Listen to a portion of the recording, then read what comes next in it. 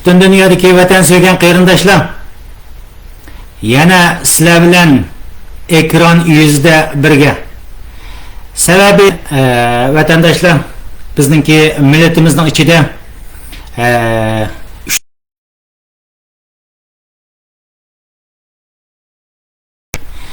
Әнден Jungo'nun ishki qismida, ya'ni Uyg'uristonning ahvoli qiziqadigan Uyg'urlar bu ikkinchi turi kirgan bo'lsa, uchinchi turdagilar bo'lsa, Uyg'urlarning ichida bo'layotgan jidal majra qiziqadigan Uyg'urlar deb turib arsak, uchinchi turiga ketgan bo'lsa, to'rtinchi turiga xalqarалық siyosiy vaziyatga qiziqadigan Uyg'urlar deb turib to'rt turlik bo'lsak, mencha to'g'ri bo'ladi deb o'ylayman. Meningki necha vaqtdan birisi xalqarada çoğun bir siyasi o'zgarishlar, çoğun bir siyasi voqealar, zaten bugungi dünyada İran, Ukrayna, Rossiya urushi, o'zinglar bilasizlar, bugungi dunyoda bo'layotgan ish. Hamas, Isroiliya urushi ham shundaqla hozirgi dunyoda qadam bosgan, ya'ni Amerika bilan Xitoy o'rtasidagi sovuq urush, mush urushlar davom qilyapti. Uning sirtida çoğun bir xalqarada siyasi bo'layotgan o'zgarishlar yo'q. Shu sababdan men o'zinglar bilasizlar, men xalqaro siyosiy vaziyatga qiziqadigan odam, meniki ko'pligan shu hozirgi bo'layotgan suhbatlarimning hammasi xalqaro siyosiy vaziyatni o'zim egallagan mazmunlar bo'yicha ko'pchilikka tunishtirib qo'yaman. Degandek, shu 4-turdagi nayt oz bir qism menda xalqaro siyosiy vaziyatga qiziqadigan qarindoshlarimizdan savollar kelingan bo'ldi. Sabab hozirgi shu Ironda bo'layotgan, ya'ni Ironninki prezidenti Ibrohim Raisining o'limi, tikchordan chiqib ketish o'lim voqeasidan keyin xalqarada umummandagidek mushto'g'irliq talash-tortishlar bo'layotdi endi. Bu Iron prezidenti Ibrohim Raisining o'limi zada qandaq ish? Buningki yoki Iranning ishki qismida bu qismidagi bir qism kishilar qo'l soldimi va yoki Amerika, Isroiliya qatorliq boshqa davlatlar qo'l soldimi degan narsalar zaten Turkning mediasida bo'lsin, Rus, Hindistonning butun dunyoning medialarida bu qaynayotdi. 3 kun bo'ldi endi. Endi men 3 kunga jim turdim endi. To'g'ri vaqtida shu 4-turdagi xalqaro siyosat qiziqadigan qarindoshlarimizdan savollar kelinib, shunaqa bir o'zingizning tushunchisini berib qo'ysangiz, bizning millatimizning ichidami shuni qiziqadigan insonlar bilib qolsa degan talab bo'yicha desak bo'ldi. O'tirib chiqib bu yerda bu so'zlarni qilyapman vatandoshlar. Vatandoshlarimiz endi bu temaga, bu so'zlaydigan temamiz, meniki so'zlaydigan temam Iron prezidenti Ibrohim Raisining o'limi suiqasdmi degan tema bo'ldi vatandoshlarimiz. Bu temaga kirishdan avval vatandoshlar bir narsani men tushuntirib o'tib qo'yay. O'zinglar xabaringlar bor, men Facebook yozib qo'ydim. Biden efendim Jungo'ninki elektrik yani tok mashinalarga %100 boj qo'ydigan bo'ldi. Boshqa sohadagi buning ismlarining hammasini demasak bo'ldi, 50% tamojna beji qo'ydigan bo'ldi. Men uni tamojna bombasi deb turib atadim. Tamojna bombasi qo'ydigan bo'ldi. Demak, Biden kam bo'sh kelmayotdi demdir aslında degan vaqtida. Bu yerda yodinglarda bo'lsin, top mahsulotlari degan vaqtimizda %100 buningga Uyg'urlar kirdi vatandoshlar. Sababi biz ilgirki bir suhbatlarimizda 2 yil avval Uyg'urlarning dunyodagi o'rni nada degan temada men suhbat o'tkazib, litiumni, ya'ni seriq to'pining ichida bizning Uyg'ur davlatidan chiqadigan seriq to'pining ichida faqat bir litiumni misol qilish orqali şu vaqtlik programmada tushuntirib qo'ygan vatandoshlar. Ya'ni dunyodagi umumiy litiumninki zapsning 94%ning bizning Uyg'ur davlatiga markazlashganligi, bugungi Xitoyning xalqaro to'kim qilib setayotgan to'klik mashinalar, chip, radar, olam aeroplanlari, raketa qatorlarning hamma mahsulotlarininki shu seriq to'piga munosabat ekanligini biz shu vaqtda tushuntirib o'tilgan vatandoshlar. Mayli Amerika hukumati uni top mahsulotlarga 100% boj qo'ygan bo'lsa, Uyg'urlar demisun, buni %100 Uyg'urning qiniga yug'urilgan mahsulotlarga Amerika hukumati 100% tamojna bombasi qo'ydi deb turib tushunsanlar to'g'ri bo'ldi vatandoshlarimiz. Ikkinchilab bergan xabarimiz yaqinda Muşu İsrailiya prezidenti Netanyahu bilen muşu Foreign Affairs Ministeri nima deydi? Devlet Müdafiə Ministeri Galan bilen Hamas'nınki liderlerine oxşaş vaqtda xalqaralıq sotqa bir arznoma tushgan. Muşu Hamas'ның liderleri bilen Netanyahu başlıq ikki shaxsga muşu xalqaradan international sotqa, yani xalqaralıq sotqa taklif sunup muşularda tutuş buyrug'i chiqarish to'g'riliq muşundaq takliflar tushgan vatandaşlar. Endi bu yerda nima deymiz? Bunda degan vaqtning o'zida yomon bir kulkilik bir narsa chiqdi rostdan degan vaqtda. Kulkilik bir narsa chiqdi. Yani Netanyahu bilen Hamas'ның liderini ikkisiga o'xshash tutush buyrug'i chiqarmaymiz degan narsa yomon bir kulkilik narsa mening nazarimda. Qandaq deysanglar, masalan 2001-yili Amerikaga Osama bin Laden qatorliq Al-Qoida guruhi bomba qo'ygan bo'lsa, buningga ayni vaqtdagi prezident George Bush efendim Al-Qoida qarshi urush ochgan bo'lsa, endi shu o'xshash mazmundagi Al-Qoidaning boshlig'i Osama bin Laden bilan George Bushga o'xshashli tutush buyrug'i chiqqanga o'xshashli bir kulkilik yashamdi. Hozir endi bu xalqaro sotqa azsundiq odamlar mushunda darajada bir kulkilik ishlar bo'lib ketibdi deyapman. Ya'ni Osama bin Laden bilan George Bushga o'xshashli tutush buyrug'i chiqqanga o'xshashli bir ish. Yani Netanyahu bilan Hamas liderlariga o'xshashli tutush buyrug'i chiqarish taklifini o'tirib qo'yishi bir yomon bir kulkilik ish vatandaşlar. Endi o'zimizning timimizga kelsak vatandaşlar, İbrahim Reis'e qilingan İbrahim Reis'in o'limi suiqasdmi degan tema vatandaşlar. Bu tema azroq bir yana kirishdan bu bir narsa tushundiysam vatandaşlar, bizningki men bilan siyosiy suhbat qilayotgan va leksiya qiziqayotgan qarindoshlarimiz zaten biladi. Bu dunyoning bugungi changlari, chang deymizga tang qiladigan chang Eron uchun chelyapti aslında degan vaqtida. Endi Turkiya, Rossiya, Eron, Arab davlatlarining medialariga kirib qarasanglar, hammasi 360 kun chavaq chaldiki, Çanlar Avrupa üçün çelivatıdı. Çanlar Avrupa üçün çelivatıdı degeli 10 yıl oldu. Rusya Ukrayna urushi chiqqan vaqtning o'zida mana Çanlar Avrupa üçün çelindi, endi Avrupaliklar muzlab qoldi degan, endi Avrupaliklar muzlab maqamidi.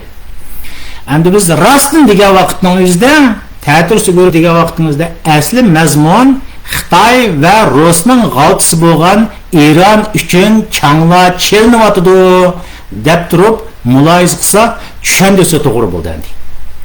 Xulosa bugun va xili bo'ldi Xitoy va Rusning g'alchi davlati bo'lgan Eron uchun changlar cheling'il uzun zamonlar bo'lib ketdi vatandaşlarımız.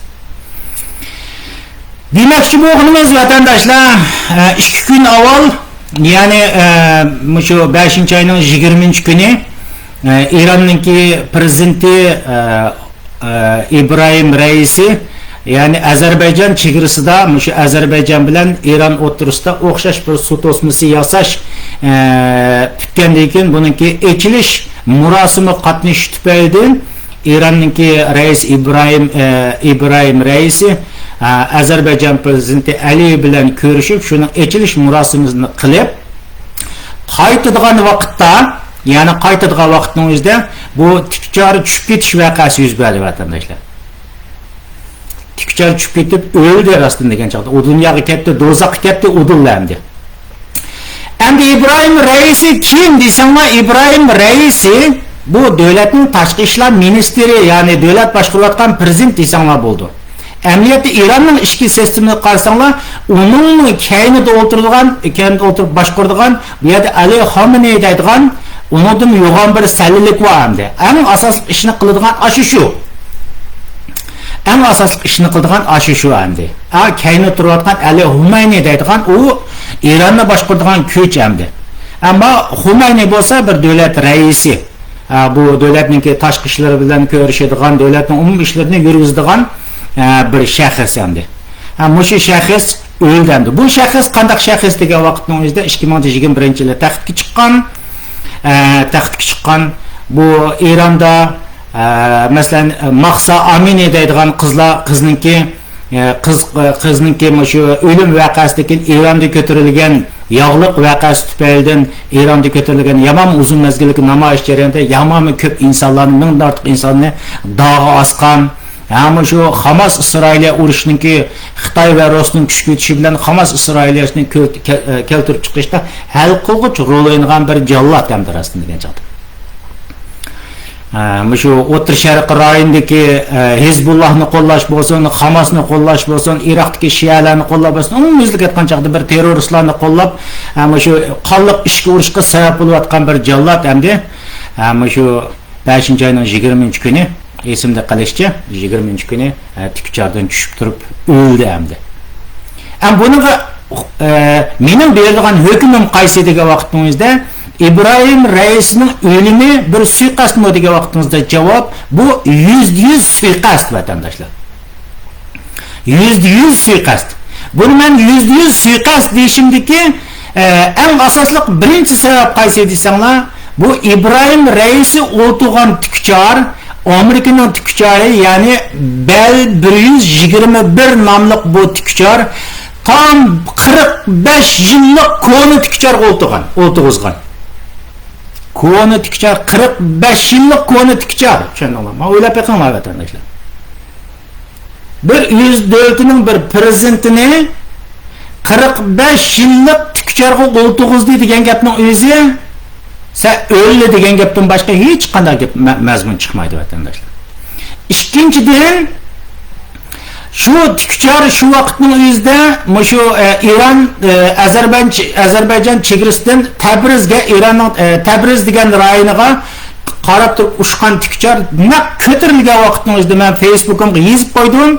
Şu vaqtning o'zida Facebook'imda turdi. Iranning İbrahim daisi İbrahim Raisi tükçardan mulla qatdi. Aslında o'ldi deb yozay deb o'ylagan. Bu yerda nurg'un odamlarimiz balki norozi ketdiki shunday gaplarni uch degan vaqtimiz norozi ketdi. Shunda men tükçarim mulla qatdi deb Facebook'im qarsanglar bo'ldi. 5-oyninki 20-kuni Facebook'ga shu vaqtni yozib qo'ydim. Yozishdan avval shu xabarni ko'rib aeroplan tükçar ko'tarilgan vaqtimizda masalan Turkiyaninki Rossiyaning, Amerikaning, Vantajdagi Hindistonning butun medialar kirib turib qarg'a vaqtimizda shu vaqtdagi havo rayi intayin nachar tuman nachar vatandoshlar. Demak bu yerda meni ko'rsatadigan ikki sababim bor. Bir, raisini 45 yillik tükçarga o'tirg'izdi degan gapning o'zi o'ldi degan gapdan boshqa hech qanday narsa emas. Ikki, tuman bo'lgan vaqtning o'zida tuman bo'lgan vaqtimizda tükçarning u yerdan ko'tarilishining o'zi ikkinchi uniga qilingan suiqasd. Ya'ni men offshore ishlayapman, meni bilgan insonlar biladi, tushungan insonlar biladi. Bizmi dengizga kirib 2011-yildan tortib ta hozir qadar biz dengizga kirib tükçarda kiramiz, tükçarda quruqlik qo'yamiz. Bundaq vaqtning o'zida vatandoshlarimiz men 14 yillik men dengizda kirib chiqish jarayonida tükçarga o'tirib kelayotgan odam bek yaxshi bilaman buni. Bir tükçar hiç qandaq vaqt tuman bo'lgan vaqtingizda ko'tarilmaydi. Tuman bo'lgan vaqtingizda ya biz quruqlikda saqlaymiz, quruqlikda bo'lib dengizga kirmoqchi bo'lgan bo'lsak, quruqlikda saqlaymiz va yoki ish o'rnida, platformada dengizda bo'lgan bo'lsak, qaytadigan kunimiz kelgan vaqtning o'zida hamma narsamiz tayyor turmiz. Havo rayi chataq bo'lgan bo'lsa, 1 kun saqlamsiz, 2 kun saqlamsiz, 3 kun saqlamsiz, hatto 1 hafta saqlamsiz, 2 hafta saqlamsiz. Saqlasangiz overtime deb sizga qo'shmaosh berdi. Biz uchun foyda. Bundaq vaqtimizda biz faqat saqlash, havodagi tumanning ichilib ketishiga ketkicha saqlaydi. Undaq bo'lmagan vaqtimizda tükçarning o'rnidan ko'tarilishiga u tükçarni haydayotgan lyochik qaror bermaydi. Shu tükçarni boshqaradigan qo'mondonlik shtablari ular kimning shtabi? Anda olsa bu shtabmi o'tirib Amerikaning shtabmi? Bu shtabmi İsrailning shtabmi? Unda shtabdan degan bir rayonimizda birisi bo'lmaydi, bir nechisi bo'ladi vatandoshlarimiz. Shu vaqtimizda tükçarni ko'tarilsang bo'ladi deb turib qo'mondonlik bergan shtabning o'zimi İbrahim Raisi qilinayotgan havo rayining shundaq nacharlikqa boqmasdan ko'tarilsang bo'ladi degansi ikkinchi suiqasddir vatandoshlar. Üçüncü suiqasd deyishimdagi sababim Bu tikçar 3 tikçar. Yani İbrahim Reisi qatarlıq 9 nəfər şəxs o'ltirilgan tikçar, bir tikçar, onun başqaның muhafizatçilari bo'lib bo'lgan 3 tikçar tang vaqtning o'zida qo'zg'algan. Ama qo'zg'alib bir necha minut o'tgandan keyin İbrahim Reisning tikchari tushib ketgan, ama qolgan 2 tikchar bo'lsa, udulli tikib etgan. O'ylab baqing. Udulli tikib etgan.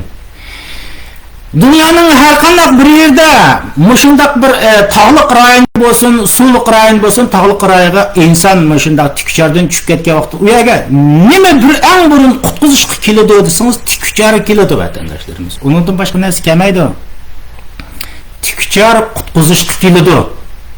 Andaqdan bu İbrahim Reisi qatarlıq 9 nafar shaxsni mudofaa qilib yo'qoqdab kelayotgan 2 tikchar, bir tikchar o'zidan yo'qolib ketgandan keyin ikkinchi tikcharmi yada diyor 15 saatgacha uniki u yoqdan g'oyib bo'lsa, buni bilan asli bu 3 tane tikchar bo'lgan bo'lsa, bu tikchar degan bir-birlan aloqada bo'ladi. Qo'lingizda men anglaydigan narsa turdi, aloqaning ichida tursiz. Sizga uchurlarni yetkazadi, hamma narsa bunday narsalar bo'ladi. Endi bu 2 tikchar uni qutqizish ishlariga nega tushib ketdi, nim bo'ldi degan ishlarga aralashmay, uni tikayotgan vaqtingizda siz buni nima deysiz? Buni o'tirib suiqasd demay o'tirib nima deyib boshqa deyishga nima amalimiz bor? Yana bir alternativ suiqasd deyishimizga sababimiz, siz tikcharga o'tirgan vaqtingizda tikcharni cho'qin sizga nega tushib ketgan bo'lsangiz, bunu bir signal taqtidigan, mayli suvga, mayli qurg'iliq qanday uçup ketgan bo'lsangiz, shu uçup ketgan yeringizdin o'zida mayli o'lik bo'ling, mayli tirik bo'ling, shu yerdan signal taqtidigan, signal taqatqish bo'ladi. U cho'qim har bir shaxsning yonchig'ida turdi u. Endi bu İbrahim Reisi degan bir davlatning prezidentini siz o'ylab baqing, 15 soatgacha topolmaganlikning o'zida siz nima deysiz endi? Konu tikcharga o'ltirg'izing, bu bir havo nachar havo sharoitida ko'tarildim. Ikki uni mudofaasini, uni qo'g'dayotgan 2 tikchardan o'tirtirib, u yerdan izlash qutqizishlarga qatnashmasligi 3, 4-dan signal berish apparatining uniki 15 soatgacha nada kelganini topolmaganligini siz buni qilib hech qanday bir endi boshqa insonlar qanday o'ylagan bo'lishi mumkin. Mana 14 yildan biz tikcharga o'tirib kelayotgan odam bu yerga vaqtimizda men buni %100 bir suiqasd deb tushundirman vatandoshlarimiz. Bu suiqasddan boshqa bu nima bo'ldi degan vaqtimizda Eron mushu orqali o'zining bir qog'oz yo'lvos ekanligini dunyoga oshkorlab qo'ydi. Bu qog'oz yo'lvos ekanligini. Biz ayni vaqtda xabarlardan ko'rdik, Sovet ittifoqi desa, Sovet ittifoqi degan. Sovet ittifoqi bir kunning o'zida qog'oz yo'lvosda g'irtda jitlib yo'qolgan vaqtning o'zida dunyo o'tirib Sovet ittifoqi degan mushundaq ekan deb turib tushungandi. Bir qog'oz yo'lvos ekan degandi. Bugun O'rta Sharqning yerimini egallab oldi ham, ya'ni Suriyada mening hukmronligim bor. Xitoy va Rossiyaning kuch ko'tishi bilan mana Isroilga qarshi Hamasning kuch ko'tib urushga chiqib, hozir degan dunyoni u yoq-bu yoqqa aytib, Iroqni kontrol qilyapman, Suriyani kontrol qilyapman, Libnonni kontrol qilyapman. Zaten har bir arab davlatlarining yerimida bo'lib bo'ldim degan bir Eronning bugun qog'oz yo'lvos holat ekanligi aynan o'tirib chiqyapti. Buning birdan bir sababi o'zining prezidentini 15 soatgacha topolmasligi va yoki topmasligi. Buning o'rnini tepib koordinatini belgilab bergan kim chiqdi degan shu hamon Eronning bu Eron ichki ishlar ministrligi Eron davlat tarafidan Amerikadan yordam so'ragan prezidentimiz yo'qib ketdi tepishib bersamadi. Rossiyadan yordam so'ragan, Ozarbayjondan yordam so'ragan, Armeniyadan yordam so'ragan, Turkiyadan yordam so'ragan, ash atrofdagi hammasidan yordam so'ragan. Buningda biroz Turkiya nayt tez chaqqan kelib, Türkiye hükümeti Akıncı namlı adamsız aeroplanını şu hamon yo'llash orqali bu yerda uningki doirasini, taxmin tushib ketgan doirasini bu yerda tepib chiqib 15 soatdan o'tgan vaqtimizda Eron prezidentininki bir tog'qurani tushib ketganligini topdi vatandoshlarimiz. O'ylab baqing. bir devletning prezidentini 15 saatgacha topamagan bu yaman bir külkülük rastın degan vaqtimizda. Siz uni qog'oz yo'llasdan, lati yo'llasdan nima deysiniz bo'ladigan bir reallikni o'tirg'a chiqib berdi vatandoshlarimiz. Bu bir tipik o'zining ichidan qilingan suiqasd bu.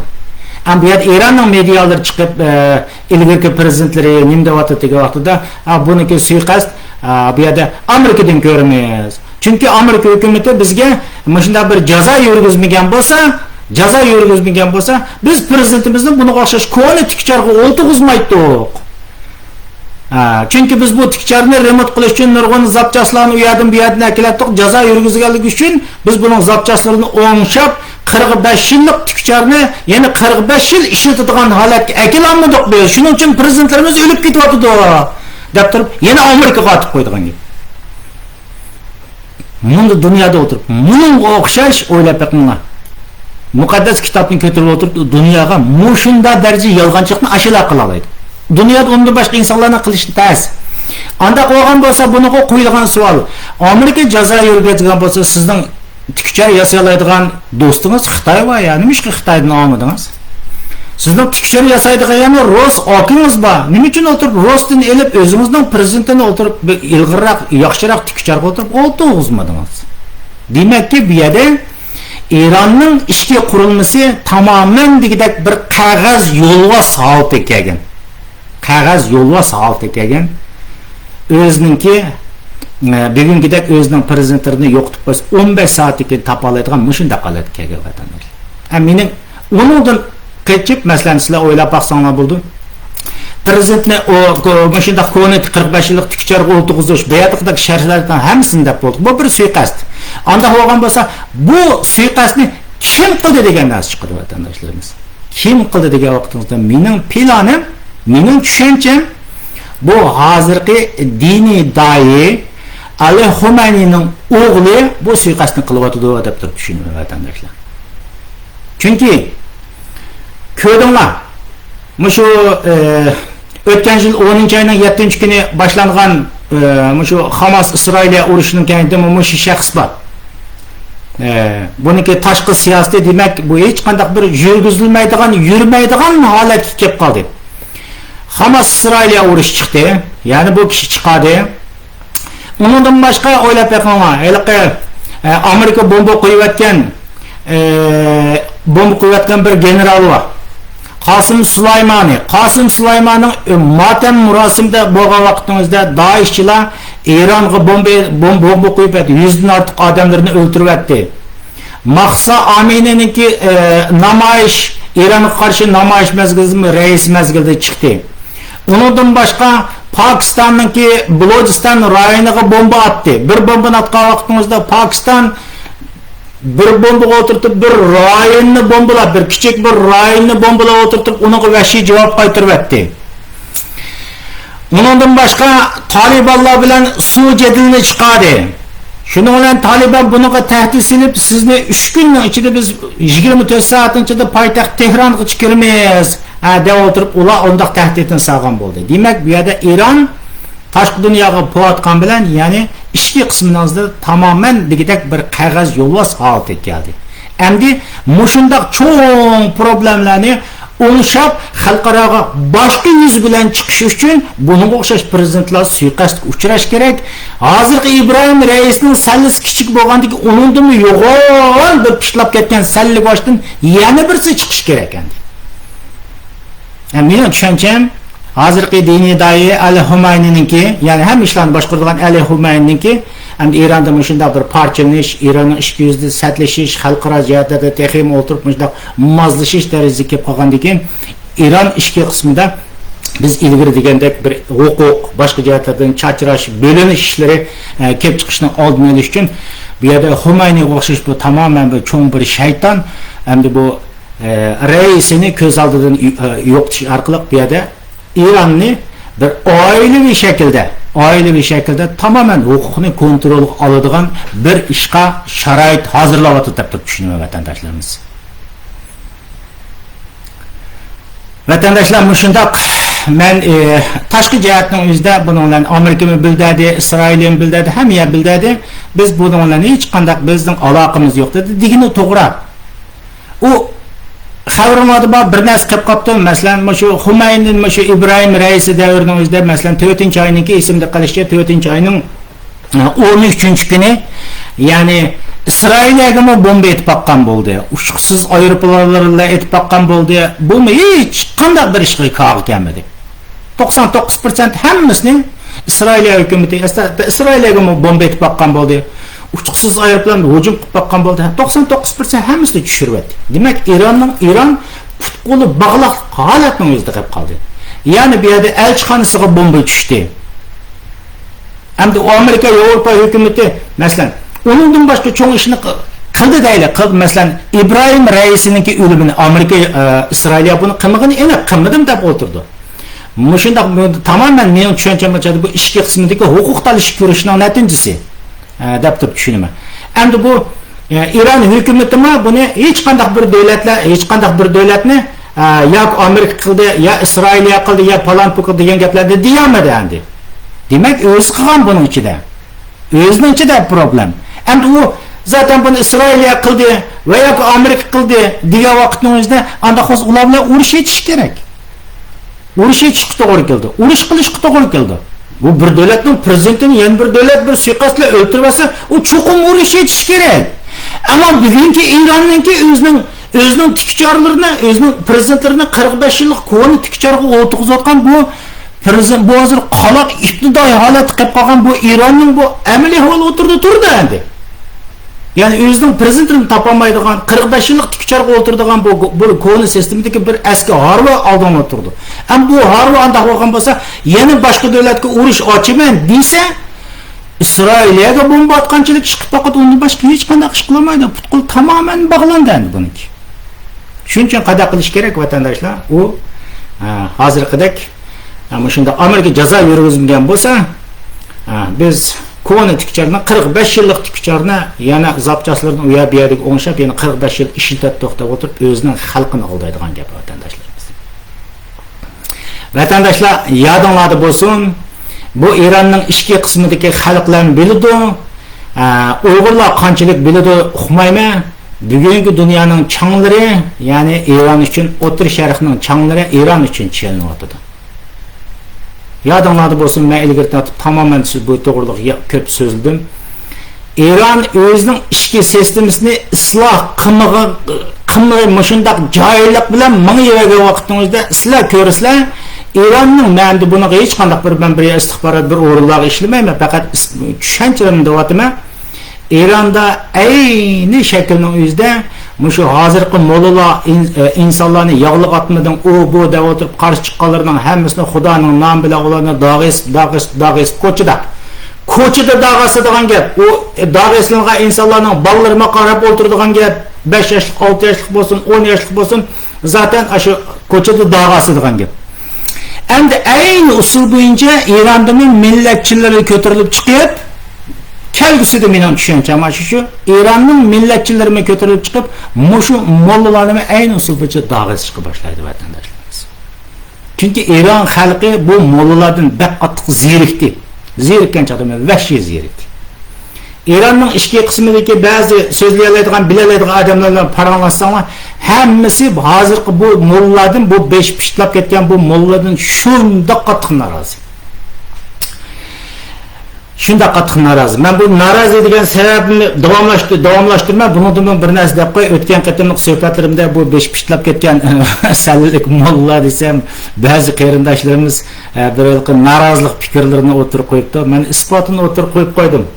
Turdi, ya'ni o'zining 5 pishlab ketgan sarog'imizda 45 yillik tikchorga o'ltamaydi. 45 yillik tikchorga o'ltamaydi. Demak, beshining pishlab ketgan sarangligi ana shu 45 yillik tikchorga o'ltiganligining o'zi naq o'zining beshining pishlab ketganligining isboti. Shu men 5 pishlab ketgan mulla deganga desam naroz bo'lgan odamlarga deydigan gapim shu. Endi demakchi o'g'limiz nima degan vaqtimizda Eronning ichki qismidagi hozir nayt qattiq u yerda tayyorlanish bor ishida. Hozir shu Turkiyaning muxbirlari u yerga kirib turib elayotgan xabarlarni men ko'rib turibman. İranlıqlar xalqıma nəhayət qattiq narazi. Yani İranlıqlar deyil ki bu yerda. Bir Paris degan bu asli bir büyük millet vatandaşlar. Sizlar şu Alexander Makedonskininki şu Netflix'ten dokumentarlığı kirib turib qarasanlar, ayni vaqtdagi büyük Babil, yani büyük Babil medeniyetining asosini sağlamış Parislar.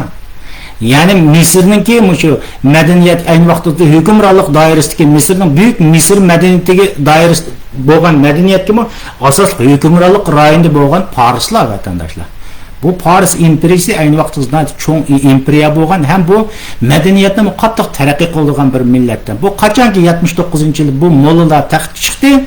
Taxtga chiqqandan keyin bu shu büyük Paris millatining tipik medeniyetlari, o'ziga tushliq kultur, medeniyet hamma narsani yo'qib tashlaydigan gap. Hamma narsani yo'qib tashlaydigan gap. Hamma narsani yo'q qilib, bugun shu Paris millatini Arab uchun o'ladigan holatga kelgan gap hozirgi vaqtimizda. Yani Arablar bilan so'qishish, Arablar bilan o'lish, bugungi masalan Hamas Isroilga urushi ma'ni shu. Bundan Irondagi yomami ko'p millatchilar bundan norozi. Biz Paris milleti, bizden bu milletga loyiq kültürümüz bor, muzikimiz bor, urf-odatlarimiz bor. Biz bu odat bo'yicha yashashni arzu qilamiz. Ama bu mollalar bunga o'xshash bütün medeniyetlerin hammasini yo'q qilib, ayollarni bütün yog'liq chigadigan, erlarni sal bilan saqal qo'yadigan mush holatga kelib bizning tibki medeniyetimizni necha ming yillik Parislarga loyiq bo'lgan medeniyetimizning hammasini yo'qib tashlayotib deb bunga nisbatan norozi vatandaşlar. Shunday bo'lgandan keyin bu davlatning ichidagi changlar yenimi chelindi vatandaşlar. Changlar yenimi chelindi, yeni chelindi vatandaşlar. O davlatni men bilishimcha yomoni cho'ng bir kaos, qalaymiqanchiliklar saqlab turyapti deb o'ylayman vatandaşlar. Bugünkü söhbetimiz müşavirci bo'lsa vatandaşlarımız uzatmay xulasa İbrahim Reis'ninki o'limi bir suiqasd. Müşahid oxirlashtirsak vatandaşlar, qolgan jarayonlarni men o'zim egallagan, bilgan ma'lumotlarga asosan tushundirdim. Yana ko'rishgacha omon bo'laylik vatandaşlarımız. Xo'sh.